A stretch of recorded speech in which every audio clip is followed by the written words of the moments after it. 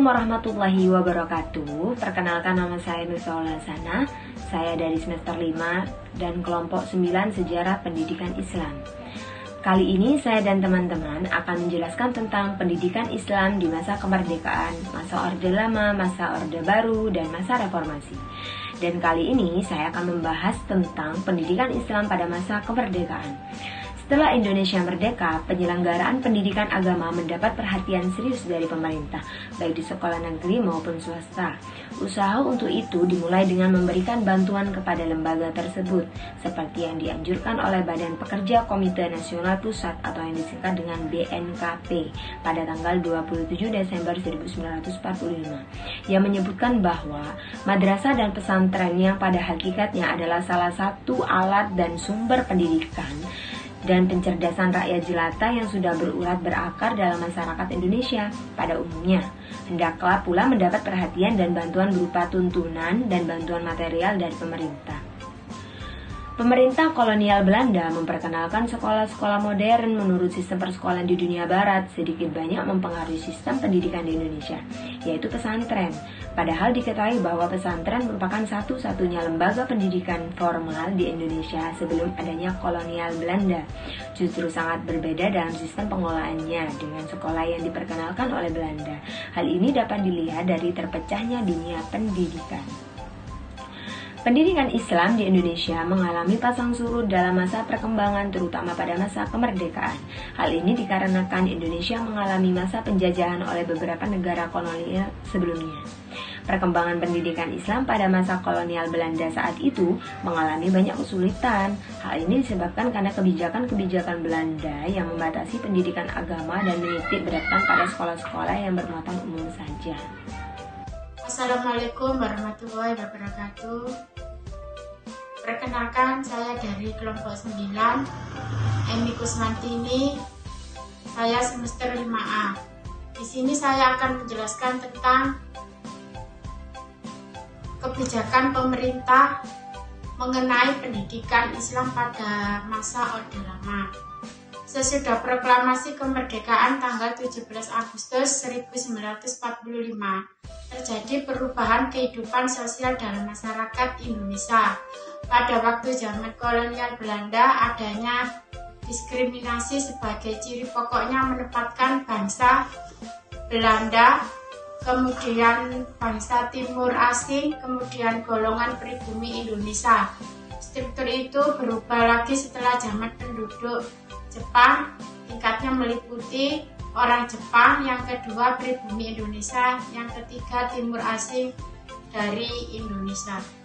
Meskipun Indonesia baru memproklamirkan kemerdekaan dan tengah menghadapi revolusi fisik, pemerintah Indonesia sudah berbenah diri, terutama memperhatikan masalah pendidikan yang dianggap cukup vital dalam menentukan kemajuan bangsa. Untuk itu dibentuklah Kementerian Pendidikan, Pengajaran Pendidikan PP dan K. Dengan terbentuknya Kementerian Pendidikan tersebut, diadakan berbagai usaha, terutama mengubah sistem pendidikan menyesuaikan dengan keadaan yang tertentu. Di sekolah-sekolah negeri diadakan pembelajaran agama dan cara penyelenggaraan pelajaran agama di sekolah-sekolah negeri diatur dalam peraturan yang ditetapkan oleh Menteri Pendidikan, Pengajar, dan Kebudayaan bersama-sama dengan Menteri Agama. Untuk rumusan masalah yang ketiga, yaitu pendidikan Islam pada masa Orde Baru. Sejak tahun 1966 telah terjadi perubahan besar pada bangsa Indonesia, baik itu menyangkut kehidupan sosial, agama, maupun politik. Hal ini didukung dengan adanya keputusan sidang MPRS, yang mana dalam keputusannya, Bidang Pendidikan Agama mengatakan bahwa pendidikan agama menjadi hak yang wajib mulai dari sekolah dasar sampai perguruan tinggi.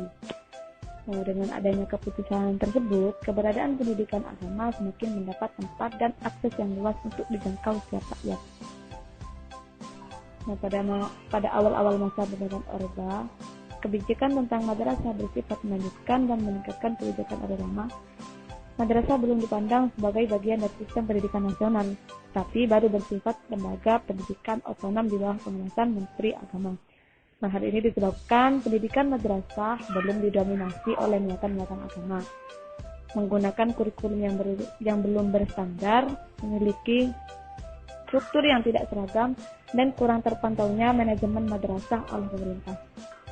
Nah, kebijakan pendidikan Islam pada masa Orde Baru bersifat melanjutkan dan meningkatkan kebijakan Orde Lama. Pada tahapan ini, madrasah belum dipandang sebagai bagian dari sistem pendidikan nasional, tapi baru bersifat lembaga pendidikan otonom sebagai pengawasan Menteri Agama. Menghadapi kenyataan tersebut di atas, langkah pertama dalam melakukan pembaharuan adalah dikeluarkannya kebijakan Menteri Agama sebagai respon terhadap PAP MPRS dengan melakukan formalisasi dan strukturisasi madrasah. Formalisasi ditempuh dengan menegrikan sejumlah madrasah swasta di samping mendirikan madrasah-madrasah baru. Selanjutnya di sini akan menjelaskan kebijakan pemerintah mengenai pendidikan Islam pada waktu masa reformasi. Program pendidikan mutu pendidikan yang ditargetkan oleh pemerintah Orde Baru akan mulai berlangsung pada Pelita 7 terpaksa gagal. Krisis ekonomi yang berlangsung sejak Juli 1997 telah mengubah konstelasi politik maupun ekonomi nasional. Sejarah politik Orde Baru berakhir dan digantikan oleh rezim yang menamakan diri sebagai reformasi pembangunan. Meskipun demikian, sebagian besar Orde Baru reformasi masih tetap berasal dari rezim Orde Baru. Tapi ada sedikit perubahan berupa adanya kebebasan pers dan multi partai. Selanjutnya di dalam Undang-Undang RI No 20 tahun 2003 tentang Sidiknas dijelaskan tentang jalur jenjang dan jenis pendidikan diantaranya. Jalur pendidikan dilaksanakan melalui yang pertama, pendidikan formal adalah jalur pendidikan yang struktur dan berjenjang yang terdiri dari atas pendidikan dasar, pendidikan menengah, dan pendidikan tinggi. Yang kedua, pendidikan non-formal adalah jalur pendidikan di luar pendidikan formal yang dapat dilaksanakan secara struktural dan berjenjang. Yang ketiga, pendidikan informal adalah jalur pendidikan keluarga dan lingkungan sesuai dengan bab 1 pasal 1 ayat 11 sampai 13. Yang terakhir, pendidikan Indonesia Islam dilaksanakan pada semua jalur tersebut. Oleh karena itu, pendidikan Islam merupakan bagian yang tak terpisahkan dari pendidikan nasional. Yang selanjutnya, jenis pendidikan mencakup pendidikan umum, kejujuran akademik, profesi, vokasi, keagamaan, dan khusus.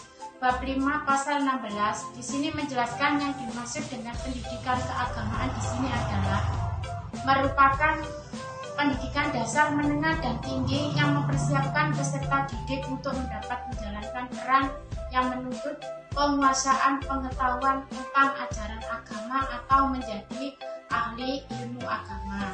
Beberapa strategi yang perlu dicanangkan untuk memperbaiki pendidikan Islam pada masa depan adalah sebagai berikut. Yang pertama, strategi sosial politik. Yang kedua, strategi kultur. Yang ketiga, strategi sosial kultur. Di sini yang dimaksud dengan strategi sosial politik menekankan diperlukannya merinci butir-butir pokok formalisasi ajaran Islam di lembaga negara melalui upaya legislatif formalitas yang terus-menerus oleh gerakan Islam, terutama melalui sebuah partai secara eksklusif khusus bagi umat Islam, termasuk kontrol terhadap aparatur pemerintah. Yang kedua, yang dimaksud dengan strategi kultur dirancang untuk kematangan kepribadian kaum muslimin dengan memperluas cakrawala pemikiran, cakupan, komitmen, dan kesadaran mereka tentang kompleks lingkungan manusia.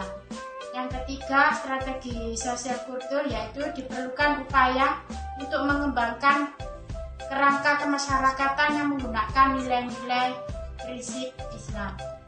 Demikian dari kelompok 9, saya akhiri. Wassalamualaikum.